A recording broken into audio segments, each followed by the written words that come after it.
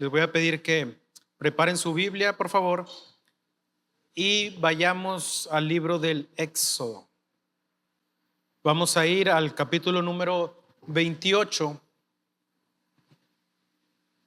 y esta mañana tenemos un reto un poquito grande porque vamos a ver 3 capítulos, o bueno, abarca 4, pero voy a tratar de ser bien conciso y voy a tratar de ir al grano y voy a tratar de ser lo más sencillo posible en la predicación para que podamos captar la idea de todo este texto grande, esta porción grande que tenemos delante de nosotros en esta mañana.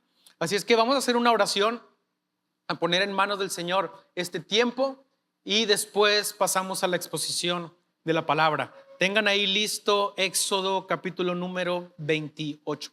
Vamos a orar. Señor, te damos gracias por este tiempo. Gracias, Señor, por tu misericordia, tu perdón, tu gracia en nuestras vidas, por el privilegio que nos das de reunirnos en este lugar, Señor. Te pedimos que podamos acercarnos a ti con humildad, que podamos acercarnos a tu palabra, Señor, con sencillez, que tú hables a nuestro corazón, a nuestra mente, que a través de tu palabra nuestros pensamientos sean transformados, nuestro corazón sea transformado, nuestra vida, Señor. Y te rogamos sobre todo que a través de tu palabra Cristo sea exaltado y nuestras vidas sean transformadas, Señor. Te lo pedimos, Padre, en el nombre de Cristo Jesús y en el poder de tu Espíritu Santo. Amén. Yo titulé a esta porción que tenemos el día de hoy, en esta mañana, un mejor sacerdote. En los capítulos 25 al 27 que vimos, me parece, la semana pasada, vimos que Dios dio instrucciones para la construcción del tabernáculo. Aunque bueno, la semana pasada vimos el 26 y 27 y antes de eso vimos el capítulo 25. Pero desde el capítulo 25 Dios está dando instrucciones para la construcción del tabernáculo. ¿Recuerdan cuál era el propósito de que Dios comenzara a decirle a Moisés que construyera un tabernáculo? El propósito de Dios era para que yo habite entre ustedes. Dios desea habitar, ¿verdad?, entre su pueblo. Y vimos en el capítulo 25 entonces cómo se describía el mobiliario del tabernáculo. Vimos la mesa, vimos el candelero, vimos, ¿qué más?, el arca. Y después en el 26 y 27 que vimos la semana pasada, vimos las características o las instrucciones para el tabernáculo en sí. Y todo eso nos enseña que Dios, repito, quería habitar en medio de su pueblo. Bueno, ahora tenemos los capítulos 28 al 31 y siguen esa misma idea, pero ahora no se enfoca en el tabernáculo, ahora se enfoca en los sacerdotes, quienes trabajarían ahí en el tabernáculo. Así que vamos a ver del 28 al 31 instrucciones para los sacerdotes que sirven en el tabernáculo.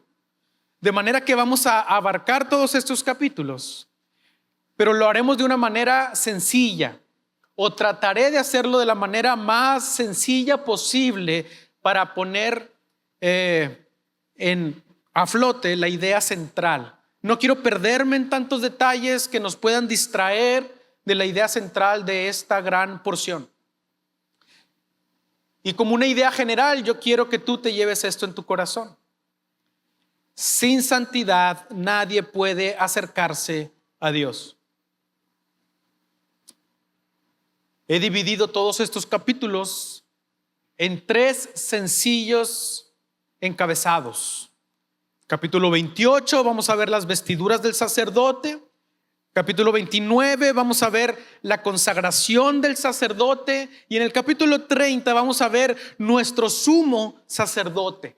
Está sencillo, ¿verdad? Las vestiduras del sacerdote, la consagración del sacerdote y nuestro sumo sacerdote.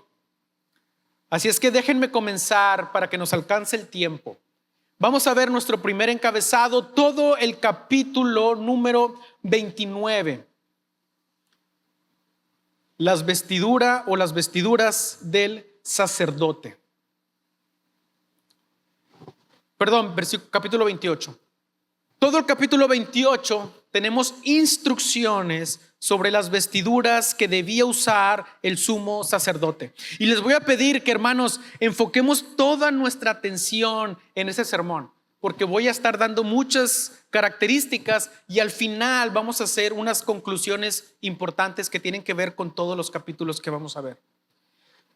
Entonces, todo el capítulo 28 tenemos instrucciones de lo que Dios está dando a Moisés, de cómo el sacerdote debía vestir, todas las vestiduras del sacerdote, y es muy detallado. Por ejemplo, del versículo 1 al 5 vemos cómo comienzan estas instrucciones. Fíjense, 28:1 dice: entonces harás que se acerque a ti de entre todos los israelitas a tu hermano Aarón, y con él sus hijos, para que me sirva como sacerdote.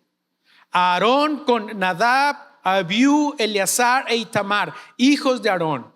Harás vestiduras sagradas para tu hermano Aarón, para gloria y hermosura. Hablarás a todos los hábiles artífices a quienes yo he llenado de espíritu de sabiduría, y ellos harán las vestiduras de Aarón para consagrarlo, a fin de que me sirva como sacerdote. Estas son las vestiduras que harán: un pectoral, un efod, un manto, una túnica tejida a cuadros, una tiara y un cinturón. Harán vestiduras sagradas para tu hermano Aarón y para sus hijos, a fin de que me sirvan como sacerdotes. Tomarán para ello el oro y la tela azul, púrpura y escarlata y el lino fino. Imagínate que vas conduciendo tu vehículo por la calle, obviamente,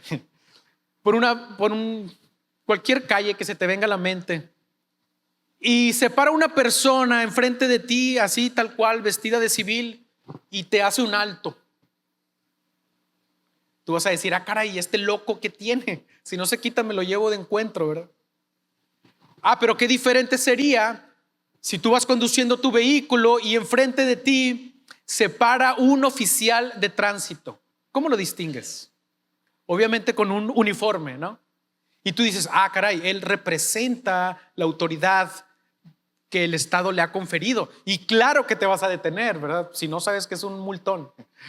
Entonces, tú no tardas en identificar a ese oficial de tránsito, o si en la calle vas caminando y alguien te dice: ¡hey, alto! Y volteas y es un policía, te vas a detener. No así si es cualquier persona, dices: pues no me vaya a querer asaltar, y a lo mejor corres, ¿no? Pero tú identificas rápido un oficial de tránsito, un oficial de policía, un militar, por su uniforme, porque ese uniforme representa esa autoridad, ¿verdad?, que el Estado le ha dado a X persona. Bueno, estas vestiduras eran el símbolo de la autoridad del sacerdote. O sea, ellos tenían la autoridad de parte de Dios para poder servir en el templo, o en este caso en el tabernáculo. Pero quiero que veamos esas características de esas vestiduras, porque hay mucho simbolismo importante que nos están enseñando algo en cada parte de la vestidura de los sacerdotes. Por ejemplo, tenemos del versículo 6 al 8 el efod. Fíjense, versículo 6: harán también el efod de oro, de tela azul, púrpura y escarlata, y de lino fino, torcido, obra de hábil artífice. Tendrá 2 hombreras que se junten a sus 2 extremos para que se puedan unir. El cinto hábilmente tejido que estará sobre él será de la misma obra, del mismo material, de oro, de tela azul, púrpura y escarlata, y de lino fino, torcido. El efod era algo así como un pequeño chaleco. ¿Han visto los pequeños chalecos que utilizan los deportistas? Ya sean runners o ciclistas, que tienen un pequeño chaleco para llevar sus cosas. Era como un pequeño chaleco.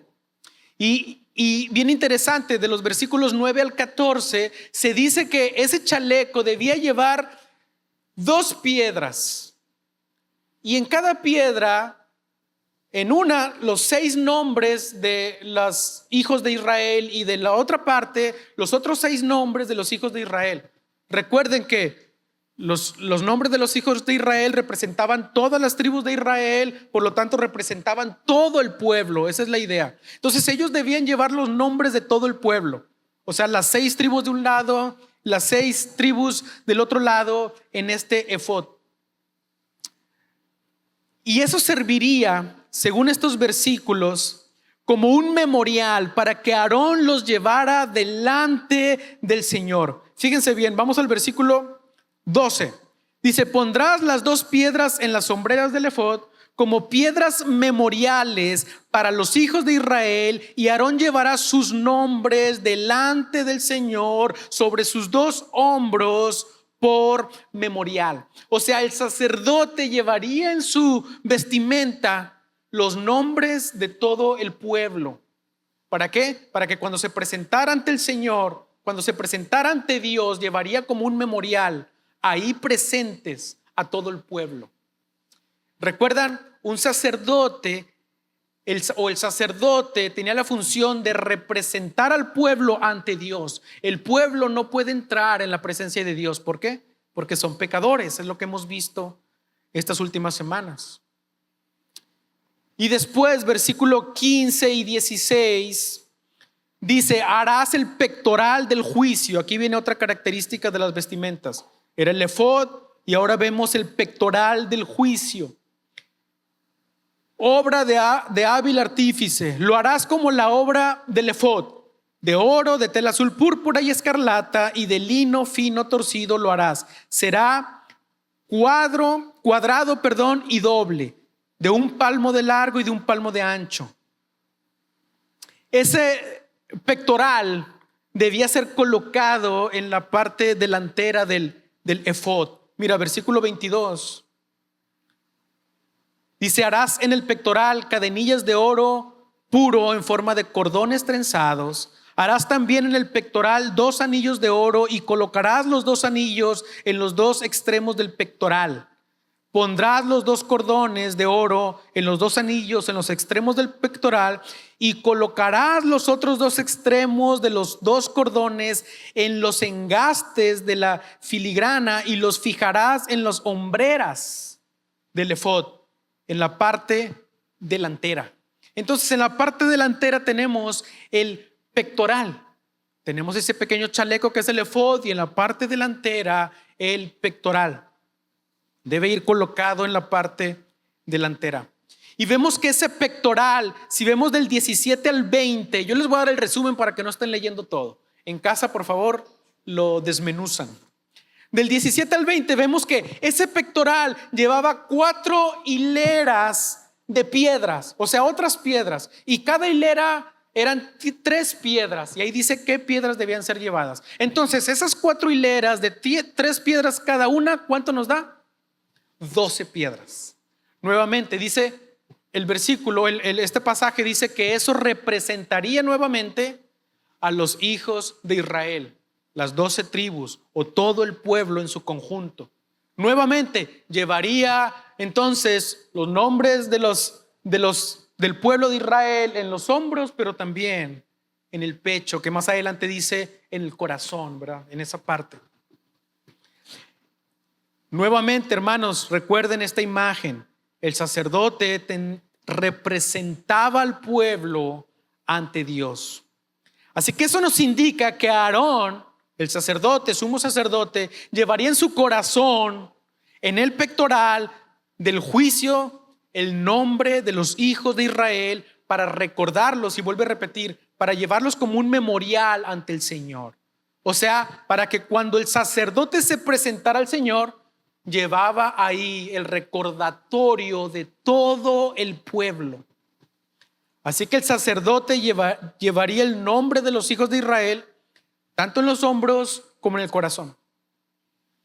Repito, el sacerdote representaba al pueblo ante Dios. Como si el sacerdote llevaría al pueblo ante la presencia de Dios. ¿Recuerdan? No podían entrar al lugar santísimo.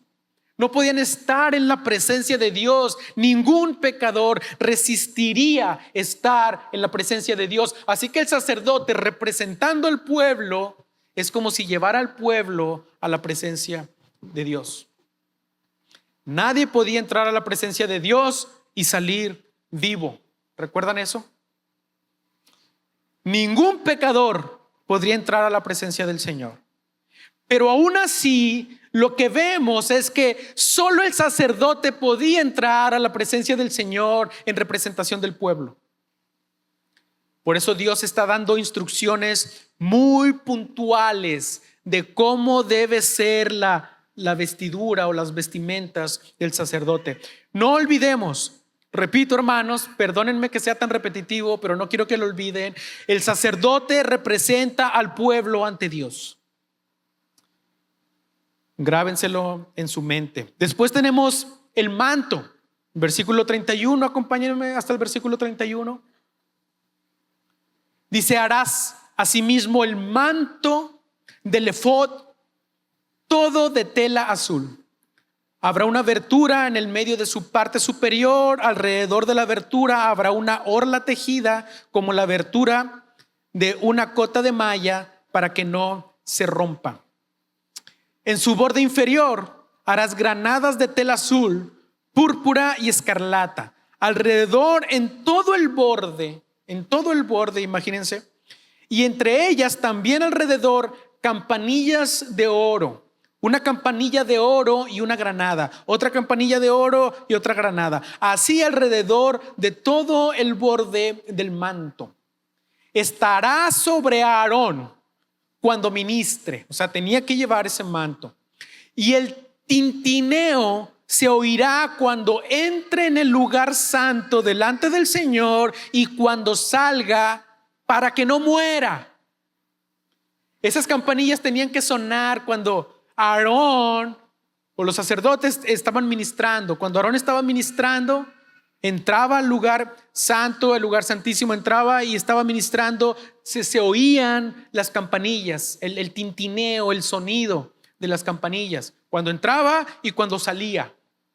Pero qué interesante, ¿no? Porque dice, este pasaje dice, para que no muera. Esa tarea suena peligrosa, ¿no? No sé cuántos de ustedes les gustaría ser ese sacerdote, pero suena como un deporte extremo, ¿verdad? Que puedes morir en cualquier momento. Y peor todavía, porque la santidad de Dios es algo cósmico.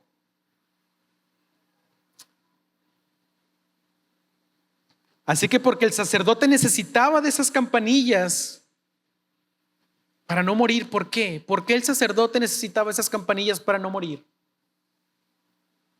Dice Tim Chester, dice, las campanillas son un recordatorio audible de que los pecadores no pueden presentarse ante Dios sin un mediador.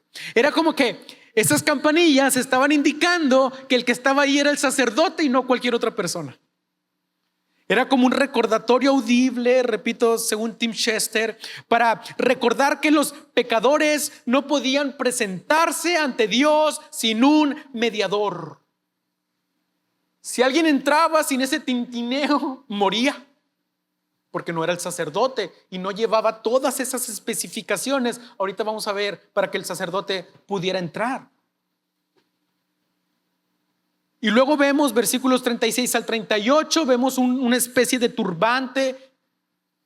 Dice, harás también una lámina de oro y grabarás en ella como las grabaduras de un sello, santidad al Señor. La fijarás en un cordón azul y estará sobre la tierra. Estará en la parte delantera de la tierra y estará sobre la frente de Aarón. Y Aarón quitará, fíjense bien, y Aarón quitará la iniquidad de las cosas sagradas que los israelitas consagren en todas sus ofrendas santas. La lámina estará siempre sobre su frente para que sean aceptas delante del Señor. Llevaban como una especie de turbante donde ponían una lámina, una placa en donde estaba grabado santidad al Señor. Y si se fijan, tenía el fin de que Aarón quitara, dice, la iniquidad de las cosas sagradas que los israelitas presentaban.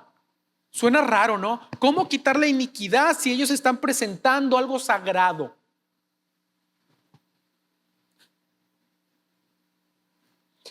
Y lo que nos está indicando todo eso es que, hermanos, los hombres y lo que hacemos siempre están manchadas por el pecado.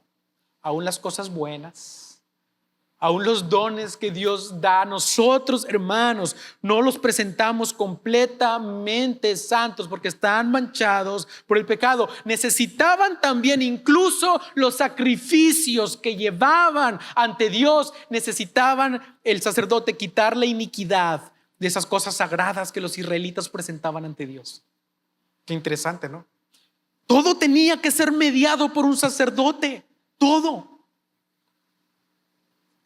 ¿Recuerdan que Isaías dice que aún nuestras obras justas son como trapos de inmundicia ante Dios? Qué impresionante. Y esto nos sigue indicando una vez y otra vez que sin santidad nadie puede acercarse a Dios.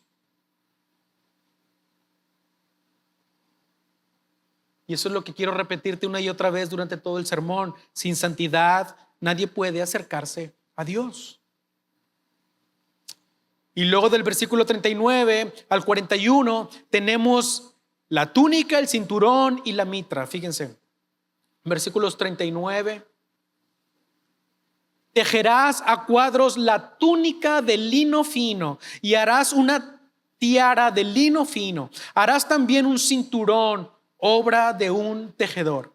Para los hijos de Aarón harás túnicas. También les harás cinturones y les harás mitras para gloria y hermosura. Y vestirás con ellos a tu hermano Aarón y a sus hijos con él. Los ungirás y ordenarás y consagrarás para que me sirvan como sacerdotes. Y la idea es, dice, para gloria y hermosura. Era como para transferir esa dignidad al sacerdote. Y finalmente en el versículo 42, fíjense, Dios es tan específico que hasta la ropa interior se las diseñó. Dice el versículo 42, les harás calzoncillos de lino para cubrir su desnudez. Llegarán desde los lomos hasta los muslos. Vaya, eso sí era cubrirlos, ¿verdad? Y Aarón y sus hijos los llevarán puestos cuando entren en la tienda de reunión o cuando se acerquen al altar para ministrar en el lugar santo, para que no incurran en culpa y mueran. Será estatuto perpetuo para él y para su descendencia después de él. Debían llevar con cuidado cada aspecto de la vestidura, incluso la ropa interior, para que no mueran. Recalca otra vez el Señor. Y tal vez la idea era la de, o más bien nos dice claramente que la idea era cubrir la desnudez. ¿Recuerdan? Así como en el Edén, ellos estaban desnudos y no se avergonzaban, pero después de pecar, se avergonzaron de estar desnudos y Dios cubrió su desnudez. Y eso todavía hace eco en nuestros días, porque cualquier persona que hable de desnudez como que nos da risa. Si a alguien se le cayera un short enfrente de alguien, te reirías, pero eso enseña también esa vergüenza que nosotros cubrimos de esos ecos todavía que tenemos del Edén. Y así como en el Edén estaban desnudos y después de avergonzarse Dios cubrió su desnudez, parece ser que el sacerdote representaba, o más bien representaba al pueblo ante Dios y tenía que realmente representarnos a nosotros correctamente. Repito, sin santidad nadie puede acercarse a Dios. Sin santidad nadie puede acercarse a Dios. Y eso nos lleva a nuestro siguiente encabezado. Vamos a ver la consagración del sacerdote. Hemos visto las vestiduras del sacerdote y al final, hermanos, vamos a juntar todo. Vamos a ver ahora la consagración del sacerdote, capítulo número 29. Dice versículo 1: esto es lo que les harás para consagrarlos, para que me sirvan como sacerdotes. Fíjense bien, tenemos algo bien interesante, porque hemos dicho que el sacerdote representaba al pueblo ante Dios y que sin santidad nadie puede acercarse a Dios. Pero ¿no se te hace algo raro esto? Porque vemos que el sacerdote es un ser humano y por lo tanto el sacerdote también es pecador. Pero Dios pide que el sacerdote pueda acercarse ante la presencia del Señor para representar al pueblo. Así que los sacerdotes también son hombres, por lo tanto también eran pecadores, por lo tanto también eran culpables, porque eran humanos. Eran pecadores, culpables. Y es por eso que en el capítulo número 29 tenemos las instrucciones de cómo Moisés debería de consagrar a los sacerdotes para que pudieran acercarse a la presencia del Señor. Versículos 2 dice: toma un novillo y 2 carneros sin defecto, 2 panes sin levadura, tortas sin levadura amasadas con aceite y hojaldres sin levadura untadas con aceite. Los harás de flor de harina de trigo, los pondrás en una cesta y los presentarás en la cesta junto con el novillo y los 2 carneros. Después harás que Aarón y sus hijos se acerquen a la entrada de la tienda de reunión y los lavarás con agua. Tomarás las vestiduras y pondrás sobre Aarón la túnica, el manto del efod y el pectoral, y la ceñirás con el cinto tejido del efod. Pondrás la tiara sobre su cabeza y sobre la tiara pondrás la diadema santa. Luego tomarás el aceite de la unción, lo derramarás sobre su cabeza y lo ungirás. También harás que sus hijos se acerquen y pondrás túnicas sobre ellos. Les ceñirás los cinturones a Aarón y a sus hijos y les atarás las mitras y tendrán el sacerdocio por estatuto perpetuo. Así consagrarás a Aarón y a sus hijos. Así que ellos también debían ser ungidos, ¿verdad? Y todo eso nos describe cómo es que los sacerdotes debían ser consagrados. ¿Qué significa ser consagrado? Hacer santo o apartar. Así que vimos en el versículo 4 que deberían ser también bañados, ¿verdad? Lavados. ¿Por qué? Porque eso simbolizaba que fueran limpios de sus pecados. Y también dice del versículo 10 al 28 que deberían sacrificar un novillo y 2 carneros.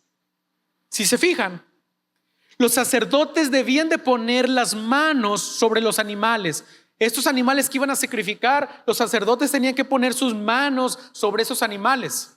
Fíjense, versículo 10: entonces llevarás el novillo delante de la tienda de reunión y Aarón y sus hijos pondrán sus manos sobre la cabeza del novillo.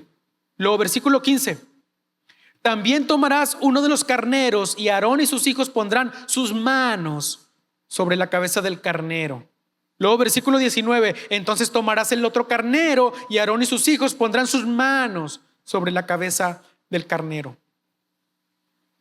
Simbólicamente eso estaba mostrando que los pecados del sacerdote serían llevados por el animal.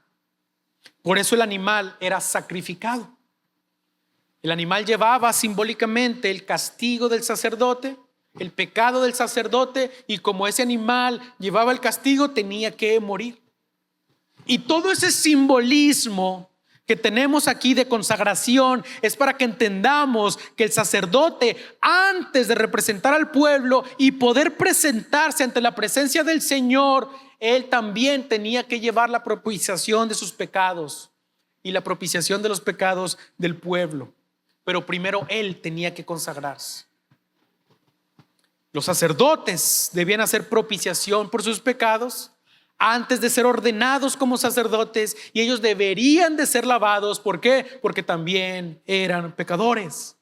Porque recuerda, Sin santidad nadie puede acercarse a Dios. Lo que tenemos aquí es la necesidad de que un sacerdote se presentara ante Dios en representación de las personas. ¿Por qué? Porque no podemos ir a Dios por nuestra propia cuenta. Necesitamos un puente. Y en el Antiguo Testamento era con un sacerdote que ellos podían acercarse a Dios o podían entrar en la presencia de Dios. Recordemos, la finalidad de todo esto que hemos visto desde el capítulo 25 hasta el capítulo 31 es que Dios quería habitar entre su pueblo. ¿Recuerdan? Todo esto del tabernáculo y todo esto del sacerdote era entender que Dios quería habitar entre su pueblo. Pero el pueblo no puede acercarse a Dios así nada más. ¿Por qué? Porque son pecadores y Dios es absolutamente santo. Dios quiere habitar con su pueblo, habitar entre ellos, pero los hombres son pecadores. Y eso es lo que vemos al final del capítulo 29. Mira, versículo 45 del capítulo 29. Habitaré entre los israelitas y seré su Dios. Y conocerán que yo soy el Señor su Dios, que los saqué de la tierra de Egipto para morar yo en medio de ellos. Y es lo que hemos visto en todo el Éxodo, el Señor revelándose a su pueblo y revelándose a las personas diciendo, para que vean que yo soy el Señor. Y el tabernáculo es para que vean que yo quiero morar entre su pueblo y que yo soy el Señor. Espero, hermanos, que esto que estamos viendo, capítulo 28, capítulo 29, nos esté llevando a lo que realmente yo quiero enseñarles esta mañana. Por eso vamos a pasar a nuestro último encabezado y vamos a usarlo como una conclusión para toda esta sección que abarca desde el capítulo 25 hasta el capítulo 31. Pero recordemos esto y no lo perdamos de vista. Sin santidad nadie puede acercarse a Dios. Ayúdenme a brincarnos al capítulo 30 y vamos a ver la realidad de nuestro sumo sacerdote. Este capítulo 30 es muy importante para nuestra comprensión de los capítulos 28 al 31 que estamos viendo ahorita. Fíjense bien cómo comienza el capítulo 30. Dice, harás además un altar para quemar incienso en él. De madera de acacia lo harás. Será cuadrado de un codo 45 centímetros, será su longitud, y de un codo 45 centímetros su anchura. De 2 codos 90 centímetros será su altura. Sus cuernos serán de una sola pieza con él. Lo revestirás de oro puro, su parte superior, sus lados en derredor y sus cuernos, y le harás una moldura de oro alrededor. Le harás 2 argollas de oro debajo de su moldura, los harás en 2 de sus lados, en lados opuestos, y servirán de sostén para las varas con las cuales transportarlo. Fíjense, comienza hablándonos de qué, de un altar. Harás un altar para quemar incienso. Y la realidad es que el simbolismo de esto no nos los dice claramente qué es el incienso y qué representa el incienso. Pero lo que sí vemos es lo que dice en el versículo 6. ¿Dónde debería estar colocado ese altar? Y es en un lugar muy característico, muy peculiar. Versículo 6 dice: pondrás el altar delante del velo que está junto al arca del testimonio, delante del propiciatorio que está sobre el arca del testimonio, donde yo me encontraré contigo. ¿Recuerdan? Ese velo dividía el lugar santo y el lugar santísimo, allá donde nadie podía entrar, solamente el sacerdote. Bueno, ahí iba a estar el propiciatorio. Antes de entrar y traspasar ese velo, ahí estaba ese altar donde se quemaba el incienso. ¿Qué hacía el incienso? Provocar humo, bastante humo. Así que ahí debía quemarse el incienso. Así que parece que generaba bastante humo. Qué interesante, porque esto es algo muy interesante para poder armar todas nuestras piezas. ¿Recuerdan el capítulo 19, me parece, cuando Dios dice: yo voy a visitarlos en el monte Sinaí, yo voy a descender, y a Moisés tenía que subir a la presencia del Señor, pero cuando estaba ahí dice que había humo, mucho humo, en donde Moisés traspasó esa nube para poder entrar a la presencia del Señor? Parece ser que es un reflejo de la nube del monte Sinaí. ¿Recuerdan esa escena? Parece ser la misma imagen que se recrea cuando el sacerdote entre al lugar santísimo, a la presencia del Señor, tenía que traspasar esa nube de humo. Pero tenemos algo mucho más interesante que eso. Mucho más interesante que eso. Y es aquí donde quería llegar en toda esta predicación. Cuando vamos al Nuevo Testamento, vemos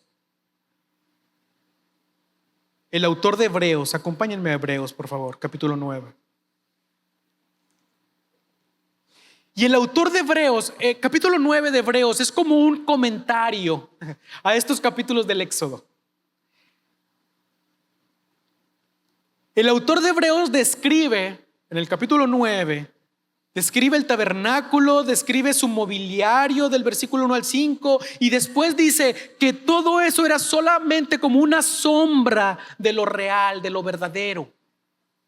La pregunta es: ¿hacia dónde está apuntando el tabernáculo y el sacerdote y todo lo que se hacía en el tabernáculo? ¿Hacia dónde nos está apuntando? Porque Hebreos dice que todo eso del tabernáculo era una sombra de lo verdadero y de lo real. Fíjense, versículo 1 del capítulo 9. Ahora bien, aún el primer pacto tenía ordenanzas para el culto y el santuario terrenal, porque había un tabernáculo preparado en la parte anterior, en el cual estaban el candelabro, ¿recuerdan? La mesa, los panes consagrados. Este se llama el lugar santo. ¿Recordamos eso? Y detrás del segundo velo había un tabernáculo llamado el lugar santísimo, el cual tenía el altar de oro, del incienso y del arca del pacto, cubierta toda de oro, en la cual había una urna de oro que contenía el maná y la vara de Aarón que retoñó y las tablas del pacto. Sobre el arca estaban los querubines de gloria que daban sombra al propiciatorio. Pero de estas cosas no se puede hablar ahora en detalle. Así preparadas estas cosas, los sacerdotes entran continuamente al primer tabernáculo para oficiar en el culto, pero en el segundo solo entra el sumo sacerdote una vez al año, no sin llevar sangre, la cual ofrece por sí mismo y por los pecados del pueblo cometidos en ignorancia. Queriendo el Espíritu Santo dar a entender esto, que el camino al lugar santísimo aún no había sido revelado, en tanto que el primer tabernáculo permaneciera en pie. Esto es un símbolo para el tiempo presente, según el cual se presentan ofrendas y sacrificios que no pueden hacer perfectos en su conciencia al que practica ese culto, ya que tiene que ver solo con comidas y bebidas y diversos lavamientos, ordenanzas para el cuerpo impuestas hasta el tiempo de reformar las cosas. Está diciendo el autor de Hebreos que eso era solo un símbolo, porque el sacerdote entraba una y otra vez y el lugar santísimo una vez al año, pero tenía que estar entrando constantemente, porque esos pecados no podían ser borrados para siempre, pero eran solamente la sombra del presente. Ya que no está ese tabernáculo, ¿qué estamos viviendo? Versículo 11. Pero cuando Cristo apareció como sumo sacerdote de los bienes futuros a través de un mayor y más perfecto tabernáculo, no hecho con manos, es decir, no de esta creación, entró al lugar santísimo una vez para siempre. No por medio de la sangre de machos cabríos y de becerros, sino por medio de ¿qué? De su propia sangre, obteniendo redención eterna. Porque si la sangre de los machos cabríos y de los toros y la ceniza de la novilla rociadas sobre los que se han contaminado santifican para la purificación de la carne, cuánto más la sangre de Cristo, quien por el Espíritu eterno Él mismo se ofreció sin mancha a Dios, purificará nuestra conciencia de obras muertas para servir al Dios vivo. Por eso Cristo es el mediador de un nuevo pacto, a fin de que, habiendo tenido lugar una muerte para la redención de las transgresiones que se cometieron bajo el primer pacto, los que han sido llamados recibirán la promesa de la herencia eterna. ¿Qué está diciendo el autor de Hebreos con todo esto? Que antes se hacían sacrificios, pero no podían quitar el pecado permanentemente. Dice, pero Cristo se presentó una vez y para siempre, nuestro sumo sacerdote. Es que nosotros no podemos acercarnos a Dios porque somos pecadores,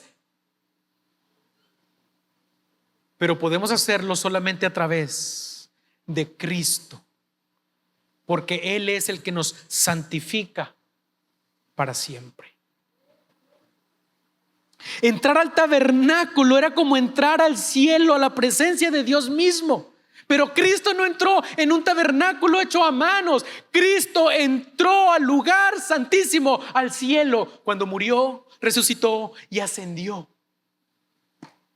Así que lo que tenemos aquí es que Jesús es nuestro sumo sacerdote. Él es diferente a cualquier sumo sacerdote, porque Él entró una sola vez y para siempre en el lugar santísimo. Porque no lo hizo con la muerte de un carnero, de un toro, de cualquier animal. Él lo hizo con su propia sangre y entregó su propia vida para ofrecerse una sola vez y para siempre. Jesús no murió para darnos perdón momentáneo. Él murió para darnos perdón eterno. Entonces lo que tenemos en Éxodo capítulo 25 al 27 es que Cristo es el tabernáculo. Y ahora vemos en este pasaje que Cristo es nuestro sumo sacerdote, pero a la misma vez es Cristo también el sacrificio, porque Él es el sacerdote que tenía que presentar el sacrificio, pero a la misma vez no podía haber otro sacrificio sino solamente Cristo, porque Él y solamente Él es santo.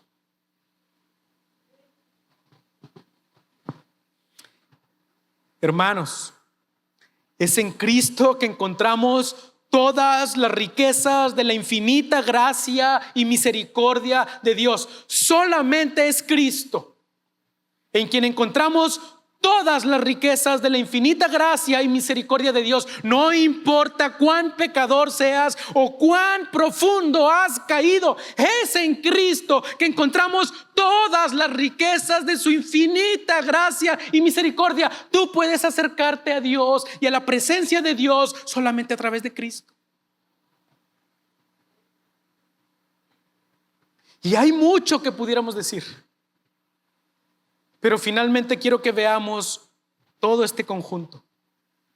Jesús es nuestro sacerdote y Él mismo se ofrece a sí mismo como el sacrificio por nuestros pecados. De esa manera Él entra al cielo en el lugar santísimo verdadero, a la presencia de Dios para representarnos a ti y a mí. Para poder representarnos a ti y a mí. Cuando Jesús murió y resucitó y ascendió al cielo, Él entró ahí ante la presencia de Dios para representarnos a ti y a mí. Ahora, ¿recuerdas que el sumo sacerdote llevaba en su vestimenta piedras con los nombres de todo el pueblo? ¿Recuerdas eso? Entraba ante la presencia de Dios para representar al pueblo. Aarón, hermanos, Aarón era solo una sombra de Cristo. Ahora Cristo se presenta ante el Padre con nuestros nombres como un recordatorio eterno y perpetuo ante Dios. Pero la pregunta es esta: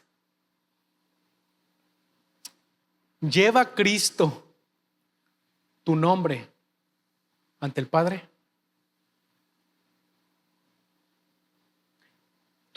Tú necesitas reflexionar esto. ¿Lleva Cristo tu nombre ante el Padre? ¿Está Cristo representándote a ti como tu sumo sacerdote? Es como si tu nombre estuviera escrito en su corazón. Claro, no literalmente, pero es como si lo estuviera, porque cuando Dios ve a Cristo, te ve a ti en Cristo, ve tu nombre, ve tu identidad, ve quién eres tú en Cristo. Nuestra identidad está en Cristo, porque es Cristo quien lleva nuestros nombres en representación a Dios. Está Cristo representándote ante Dios.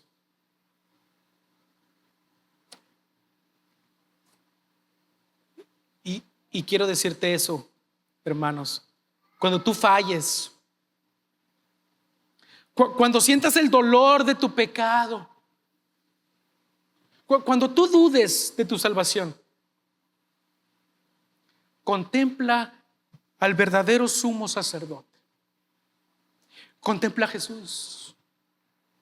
Él es un mejor sacerdote. Él es el perfecto sacerdote y Él dice en su palabra que nos hace perfectos para siempre con un solo sacrificio. Lo hizo con su propia vida. Tal vez en tu vida vas a experimentar dificultades, problemas, tal vez muchos tropezones, caídas, desánimos. No sabes qué te depara el futuro y cómo vas a afrontar eso en el futuro. Pero ten seguro esto: Cristo es tu sumo sacerdote.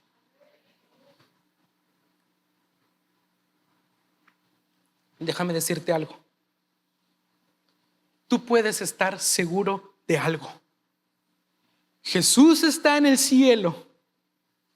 Y si tú has confiado en Él, Él llevará tu nombre para siempre.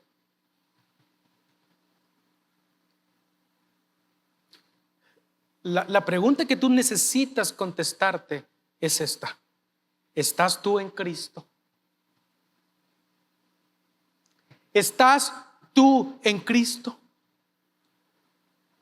Si es así, yo te animo que en medio de las dificultades tú mires a tu sumo sacerdote, aquel en quien estás seguro por la eternidad.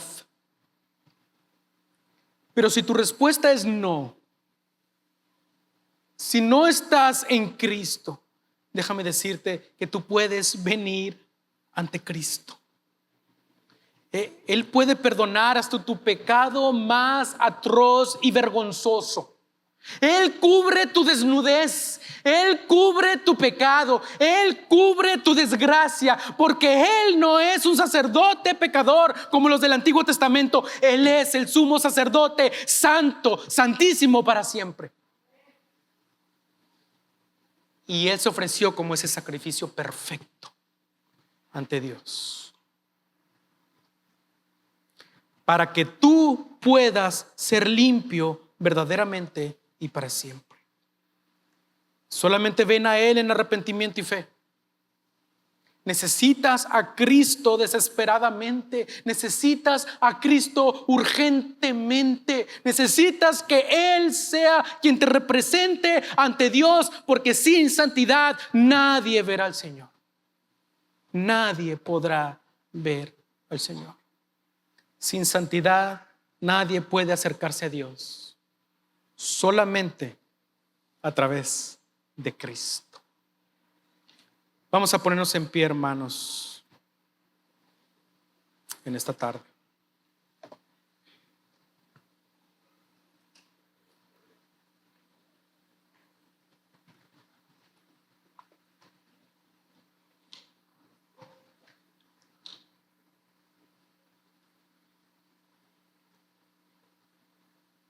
Oh Señor, te damos gracias por tu misericordia y tu gracia.